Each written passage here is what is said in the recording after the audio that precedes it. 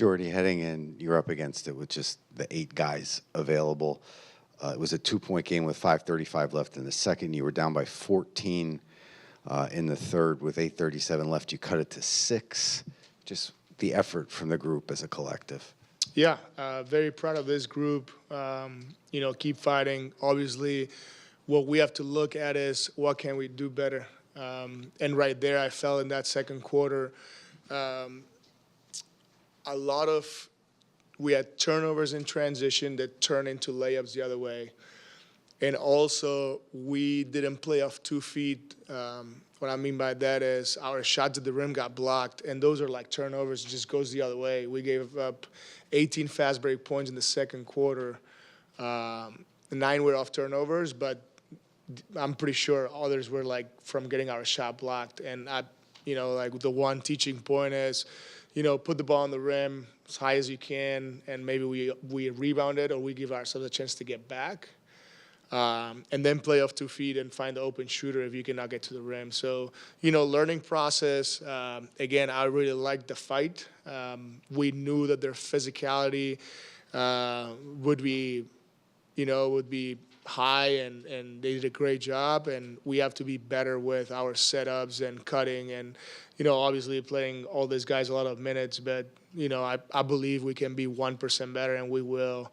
And again, keep fighting until the end, winning the fourth quarter. That's what's important for me. It's the keep fighting mentality. That's who we want to be. Clowney had a career high tonight in points with 27, and Tyrese had his first career double-double. Both of those guys, just what specifically did you like out of them tonight?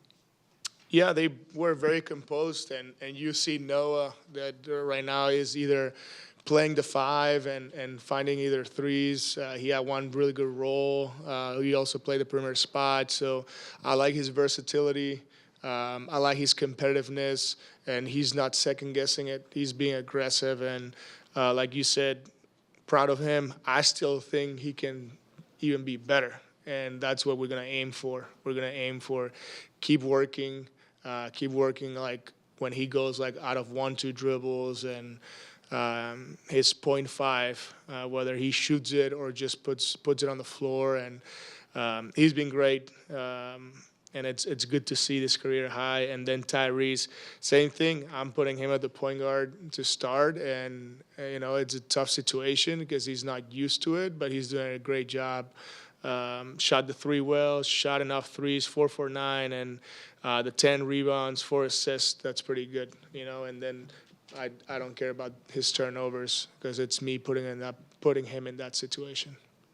For Noah, being in that kind of the role tonight where he's being leaned on to score quite a bit, how valuable is that for him from a developmental perspective, where he's not just being asked to shoot when he catches the ball and he's open, but actually forced to make things happen for you guys offensively?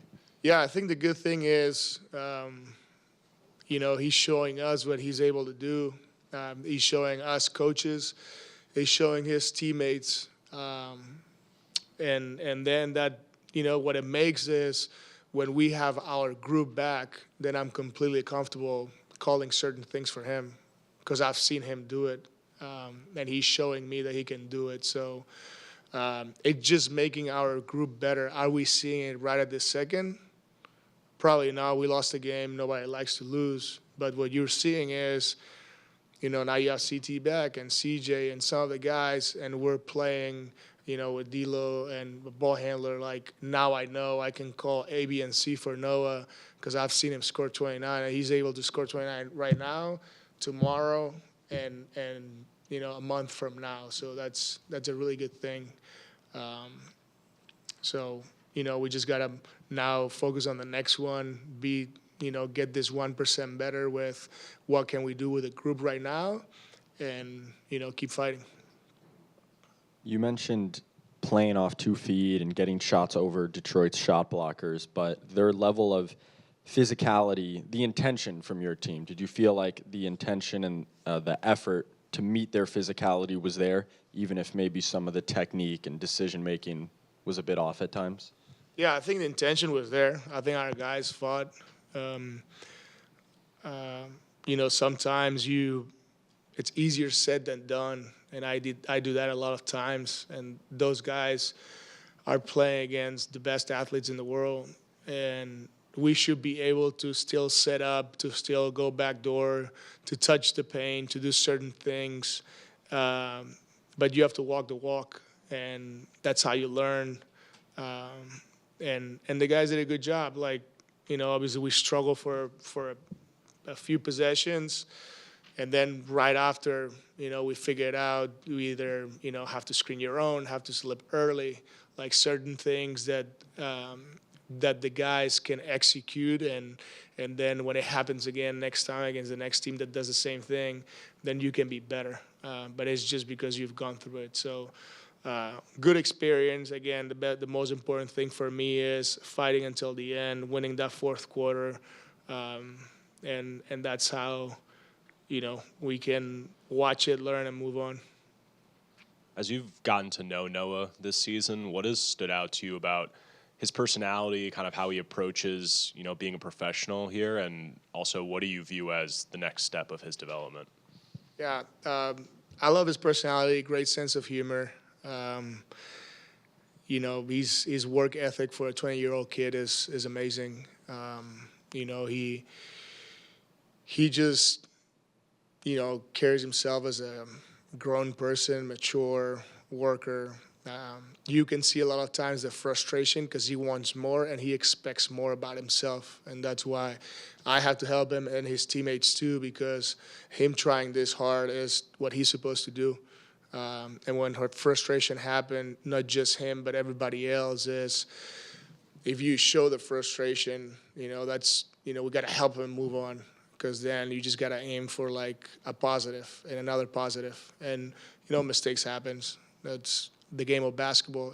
It's a game of mistakes. And if you can get 2 positives out of 1 negative, that's what you want to do. And that's a mentality we have to have, that we all make mistakes, and when they happen, we just got to move on quick and don't get frustrated for too long, me included. After these 3 games that you've had without several starters, and heading into this West Coast trip looking like a completely different team than you did a few games ago, how do you feel going into that, planning for these amount of teams? Like, you're looking completely different than where you were when you played the Nuggets so early on. So just wondering how you're feeling going into it. Yeah, I feel good.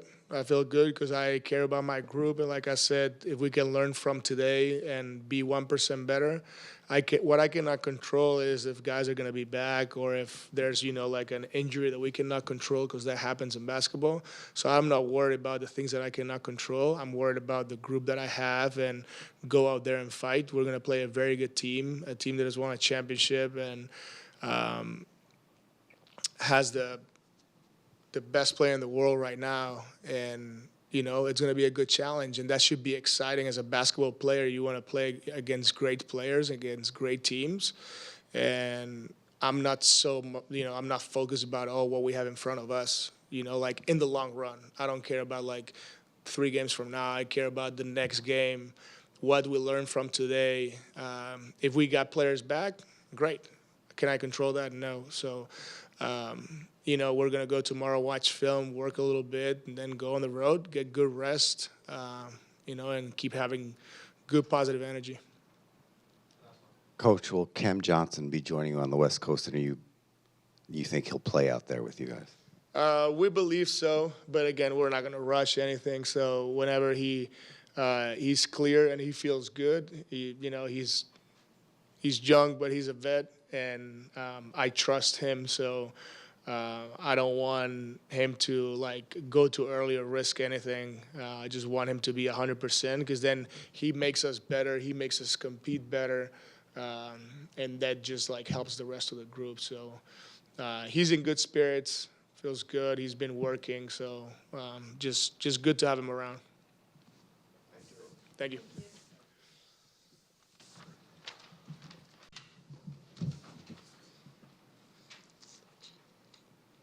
Noah, career high in points for you tonight with 29. Coach just said you're showing your coaches and your teammates what kind of player you are. And when the group is back, he says he has no problem calling stuff for you, whether it's A, B, or C. I just wanted to know how that makes you feel. Like, you're instilling that confidence in him, but how does that make you feel hearing that? I mean, I guess it's a good feeling. Same way I instill confidence by playing, he do the same thing for me, telling me to keep shooting the ball even when I have bad stretches, things like that, pushing confidence in me every time I go in the game. It's a message. It's never just go in there and do what you're supposed to. It's always a positive message to try to keep our team morale up, keep us fighting, things like that. So it's a good feeling.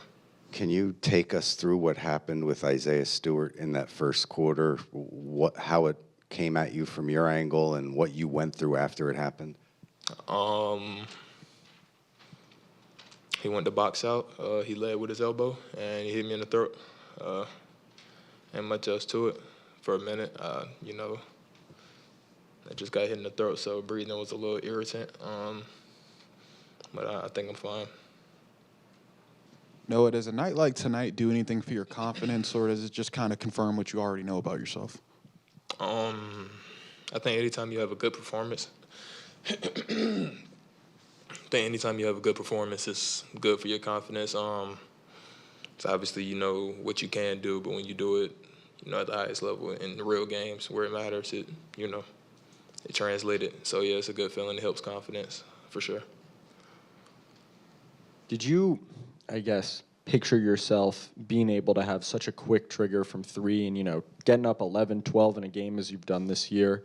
I know you could always shoot as a prospect, Alabama, but did you ever envision yourself, I guess, having this type of green light in the NBA?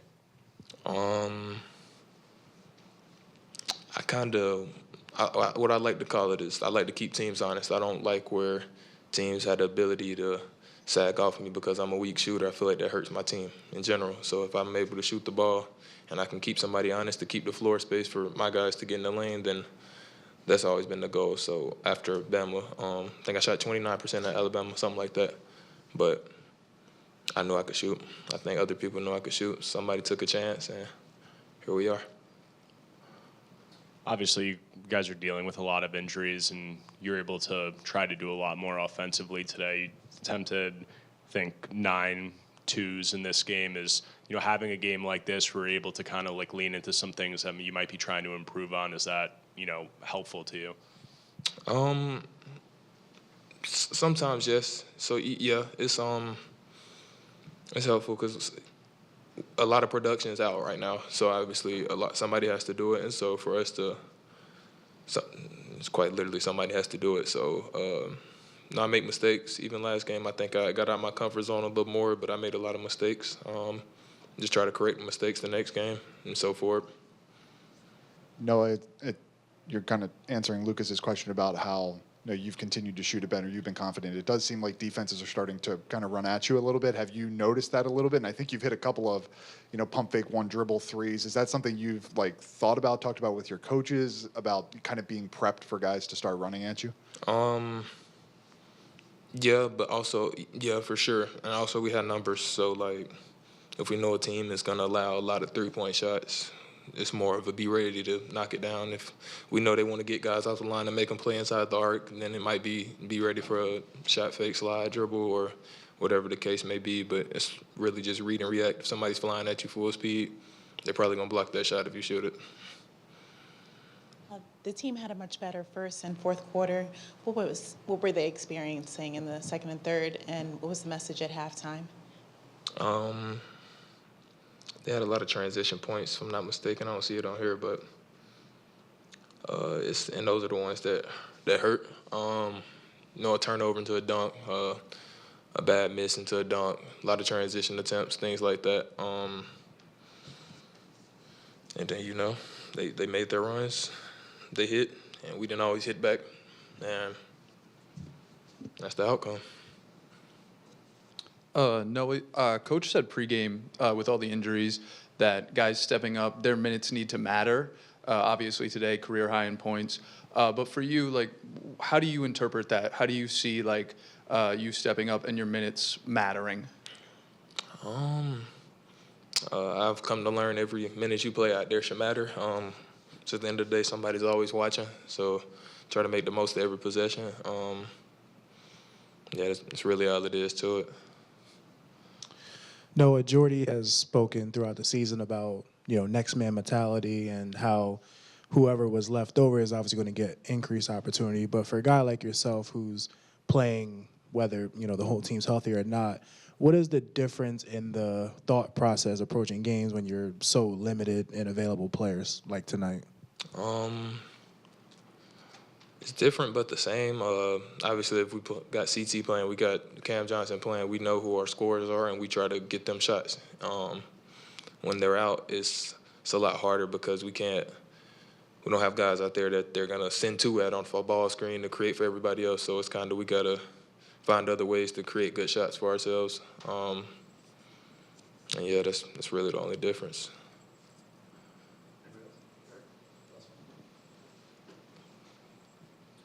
Obviously, new coaching staff this season, you've had a consistent role pretty much from the jump. Just offensively in particular, from Jordi and the rest of the coaching staff, what has the messaging been about kind of what they want to see from you in terms of offensive process on a nightly basis?